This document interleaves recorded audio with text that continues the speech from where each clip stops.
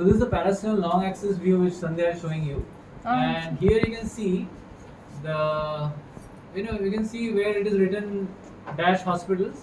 Below that there is a dot, a circle, and below that you can see the right ventricle. After the right ventricle, okay, maybe I'll have to put my finger only. Can I? This is the right ventricle. This is the left ventricle, left atrium. This is the mitral valve, papillary muscle, aorta. This is the left ventricle outflow tract, and then she will show you the right ventricular outflow tract and everything. And we can actually put color here to see the VSD, because there is a VSD. Yeah, you can see the VSD here. There is a left to right shunt, which is coming from left to right. So there is a shunt there.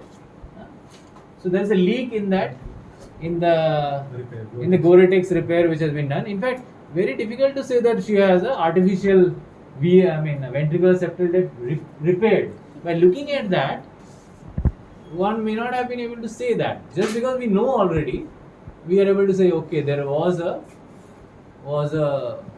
stitch up of a VSD there, because we know already now, and that is where the septum is leaking from left to right, hopefully. But then she will put the Doppler and we will decide